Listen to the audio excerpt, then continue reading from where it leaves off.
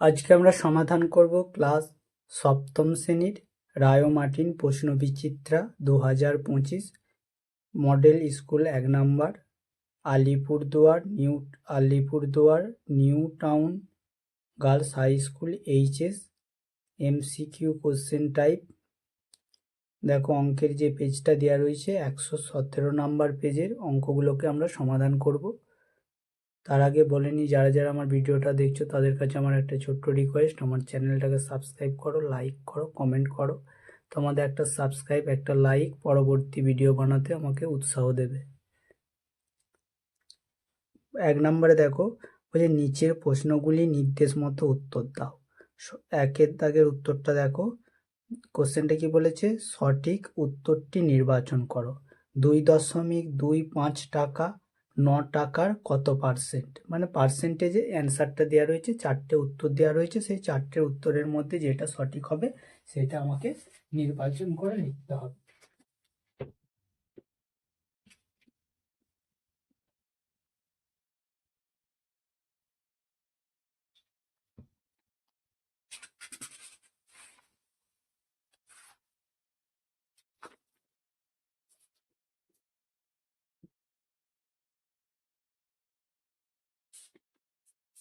দেখো কোশ্চেনটা কি দিয়েছে, বলছে 1 দাগের 1 সঠিক উত্তরটি নির্বাচন করো। সঠিক উত্তরটি নির্বাচন করতে হবে। তাহলে দেখো 2 টাকার 2.25 টাকার কত বলেছে, 9 টাকা। তার মানে আমি এরম ভাবে করে লিখবো। তাহলে দেখো যেহেতু মানে পার্সেন্টেজে 100, মানে 100 দিয়ে গুণ করব, ঠিক আছে, এটা এরম ভাবে করে লিখলাম। লেখার পর আমি যদি দ্বিতীয় স্টেপে করি, তাহলে 2.25 দেখো 9 ইন্টু 100। এবার দেখো এই দশমিকটাকে আমি তুলে নেব। এই দশমিকটা যখনই আমি তুলব, দেখো দশমিক তোলার সঙ্গে সঙ্গে কি হবে, উপরের যদি দশমিক তুলি তাহলে আমার নিচে নিচে দশমিকের সাথে উপরে যদি আমি দশমিক তুলি তাহলে নিচে সংখ্যাটা বস করাতে হবে, আর নিচের যদি দশমিক তুলি উপরে তাহলে বসবে। তাহলে দেখো এখানে দশমিকের জন্য 1, তারপর কটা সংখ্যা আছে, 1টা 2টো, তার মানে 2টো সংখ্যা লিখলাম। তার মানে 2টো শূন্য, 1-এর পর 2টো শূন্য। দেখো এখানে উপরেও 100 আছে, নিচেও 100 আছে, তাহলে উপরের 100-র সাথে নিচের 100 কেটে দিলাম। কেটে দেওয়ার পর কি পড়ে রইল, দেখো এখানে আমার পড়ে রইল দেখো 225/9। এবার 9কে দিয়ে যদি 9কে 225 দিয়ে 225কে ভাগ করি তাহলে হবে 25। তার মানে আমার উত্তরটা হবে 25%। বুঝতে পারলে? তাহলে দেখো এই উত্তরটা আমার 25%, মানে এর উত্তরটা আমার সঠিক হবে। বুঝতে পেরেছ? তারপরে দেখো 2-এর দাগে যে কোশ্চেনটা, 2-এর দাগের কোশ্চেনটা বলেছে ফাঁকা ঘর পূরণ করো।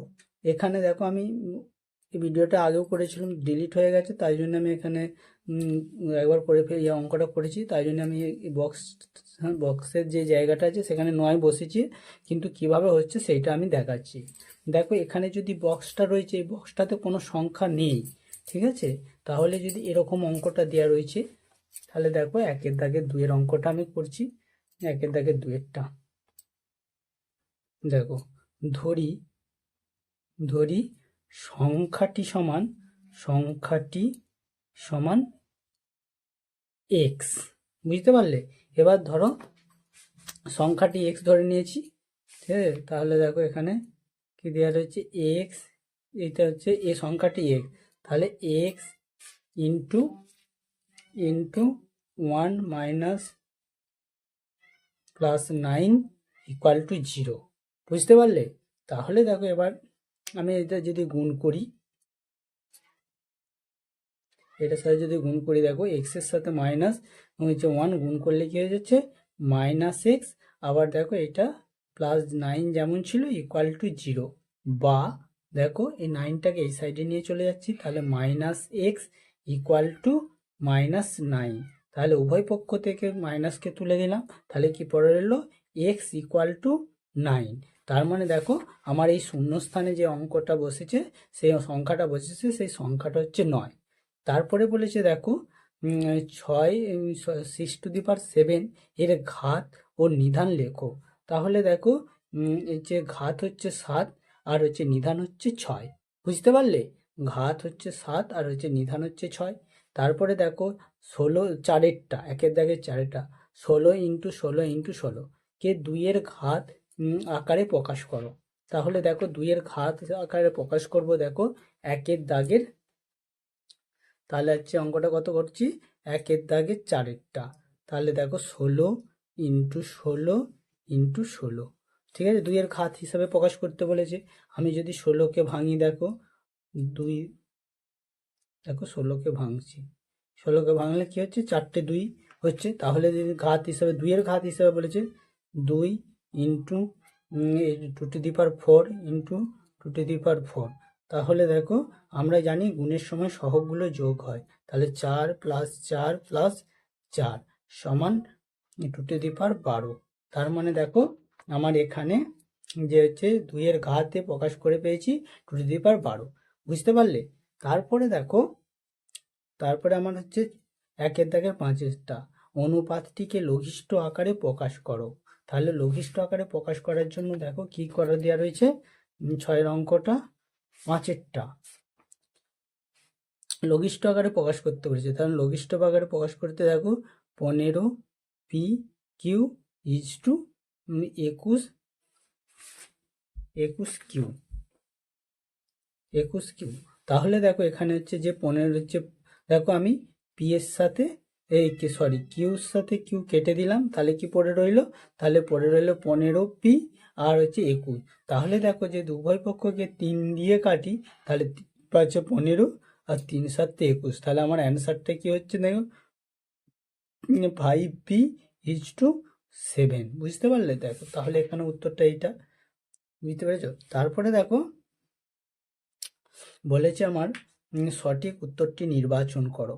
এক্স, ওয়াই, এবং জেড কৌণিক সমানুপাতি হলে, তাহলে এখানে যে অপশনটা দেওয়া রয়েছে অপশন বি এরটা সঠিক উত্তর, এবং কিভাবে হচ্ছে সেটা আমি দেখাচ্ছি। দেখো 6-এর উত্তর, 6-এর দাগে, একের দাগে 6-এর কোশ্চেনটা, তাহলে দেখো একের দাগে 6-এরটা, তাহলে দেখো x by y, y by z, তাহলে দেখো এটার সাথে এটা গুণ হবে, কোণাকুণি গুণ হবে। তাহলে দেখো ওয়াইয়ের সাথে ওয়াই গুণ করলে হচ্ছে ওয়াই স্কোয়ার, আর তারপরে কি হচ্ছে এক্স জেড। তার মানে দেখো আমার এইটা উত্তরটা হচ্ছে, তার মানে আমার হচ্ছে বি এর উত্তরটা সঠিক। তারপরে দেখো একের দাগে 7-এরটা, 5 মাইনাস হচ্ছে 6x² প্লাস 6xy সংখ্যামালা x² সহগ কত, x² সহগ হচ্ছে -6y², বুঝতে পেরেছো, -6y²। তারপরে দেখো পাশের যে একটা চিত্র দেওয়া রয়েছে, দেখো মানে ত্রিভুজ দেওয়া রয়েছে, ত্রিভুজটা হচ্ছে সমবাহু ত্রিভুজ, সমবাহু ত্রিভুজের কোণগুলোও দেওয়া রয়েছে। তাহলে দেখো, দেখো আমি ত্রিভুজটা আঁকি, তাহলে ত্রিভুজটা দেখো এরকম ভাবে করে আঁকা আছে,